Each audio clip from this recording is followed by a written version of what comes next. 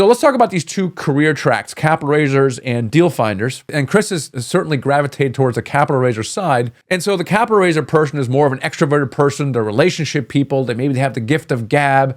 You know, they love networking and meeting new people, but they also maybe because of their jobs have access to people with capital. And in Chris's case, he worked with doctors. He sold medical devices and things of that nature. And because of his job, he felt it's easier probably for him to raise capital than to go find deals. Well, hey, deal makers, welcome to the show where it's all about financial freedom with real estate. Let's do this.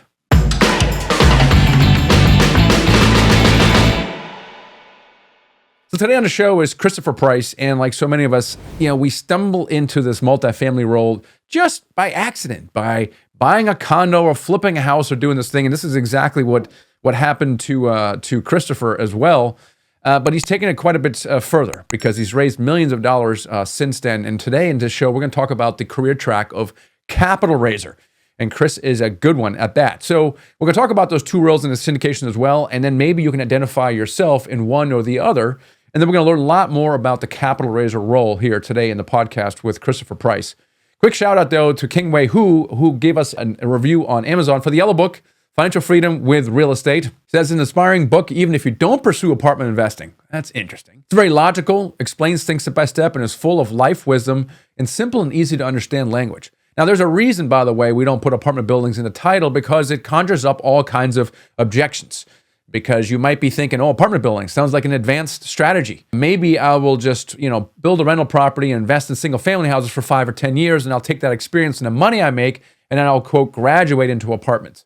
Maybe that's what you're referring to. And that's why I don't put that in the title, because I address those objections literally in the first few chapters of the book about why that's not the case.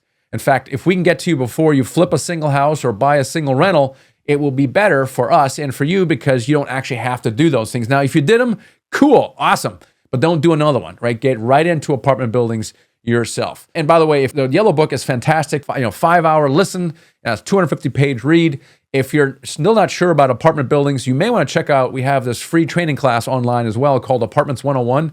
And you can find that at apartments101.co. So if you're really new and you want to check it out, that will last about 25 minutes. So check that out as well. Well, I was looking for success stories of people who are doing deals right now. Today is Sean Shirk. He listened to the podcast. He's read the yellow book and he bought a fourplex in East Hartford, Connecticut, valued at $220,000 with FHA financing and is living in one of the units. You're house hacking. I love that so much, Sean. And he jumped into real estate after realizing that passive income is a true way to wealth and freedom. And now actually he teaches other people how to turn their hobby into business through proven systems and marketing. And I love that, Sean. So thanks so much for sharing your story with us.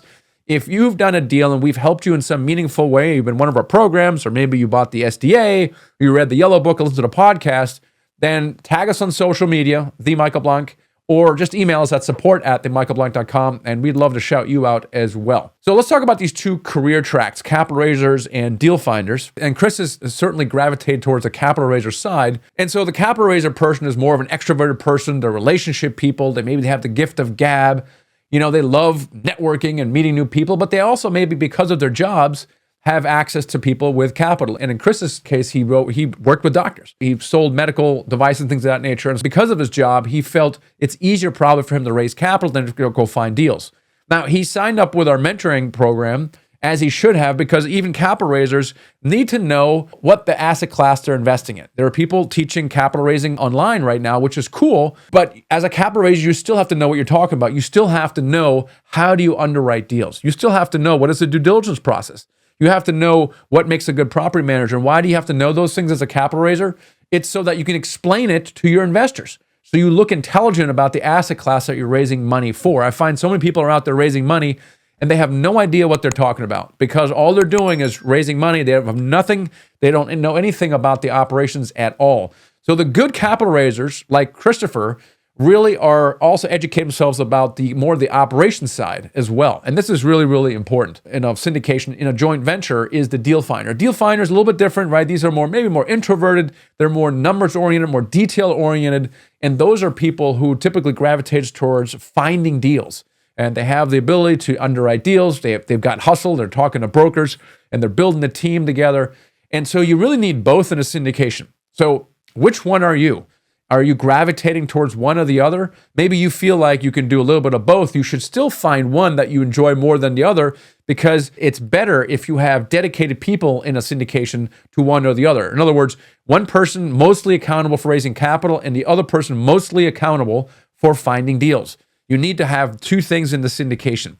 And so if you're a capital raiser like Chris, for example, then find yourself a deal finder, as Chris did as well. So your problem doesn't become, how do I analyze deals so much, but how do I find other operators to partner with? And so for that, as you'll talk about in the interview, it's really important that you connect with an ecosystem that actually has people that has deal finders in it that are generating leads and deals, et cetera, and that kind of stuff. So let's get a show here with Chris. Got an awesome background, Division I football player, he's MBA, 20 years in the pharma industry. Then he buys a condo, right? We always buy that condo, buy that rental, flip this house. We're trying to generate some other kinds of income. And he goes, it's interesting. Real estate is interesting. And so he decided to sign up for our mentoring program. And today he's invested it over passively and actively in over 1,200 units, valued over $32.5 million. He also created his own meetup. It's called the Wealth Mindset and Real Estate Investing Virtual Meetup. And that's really cool. It creates a built-in network as well. So let's talk to Chris about how he did this. Maybe you recognize yourself in some of his background, what he did, and this will be helpful in your career in starting into real estate as a capital raiser. Remember this, you're not alone in a syndication. Certainly by the house flipping days when I flipped 3 dozen houses, or in my restaurant days, I didn't have any partners. I was kind of the lone wolf, if you will. And with syndications, it's not like that at all. So if you gravitate more toward capital raising, focus on that and find yourself one or more operators who has deal flow. Other way around, there's a good number of you listening, watching this right now. You're like, you know what? I'd rather find a deal. In fact, I'm talking to brokers right now, but I can't raise $1 million or $2 million in capital to do a deal. This is why you need to connect with each other in an ecosystem. In our world, it's the Dealmaker Mastermind. We have a Dealmaker network inside that, where our mentors are connecting our students with each other, depending on their skills and what's going on right now. So make sure that wherever you are right now, tap into an ecosystem like that. Take advantage of deal flow and the capital in those ecosystems so that you can, in fact, do a deal. Because here's the honest truth. I mean, without an operator, without a deal finder, Chris wouldn't have done any deals at all, right? Because he's not wired that way. But it'd also be a waste for him to now go analyze deals and talk to brokers, and he couldn't raise all the capital. We really need both roles, and this is why it's so important. So if you want to learn how to raise capital, you want to learn how to do deals, work with us. We're the best in the business of helping people do their first deal, putting you together and joint venturing, put you in touch with the right people when you need them. We have the Dealmaker Blueprint is kind of a repeatable system that shows you what to do this week and next week. And then we also put a right support around you as well, your community of peers, as well as experienced advisors. So to explore that, check us out, themichaelblank.com/call. And that's all it is, just a call. Let's just have a conversation. And that's at themichaelblank.com/call. If you love to invest passively, or maybe you want to be a capital raiser, this is, by the way, the other career track. You're more of a passive investor, and then you invest passively a few times. You're like, how do I become a GP? And this is the way to do it. You invest passively a few times, and then you learn the art of raising capital as a GP. That's awesome as well. So if you'd love to invest passively, we would love to have a conversation with you as well at Nighthawk Equity. Head on over to nighthawkequity.com and just schedule a call with us.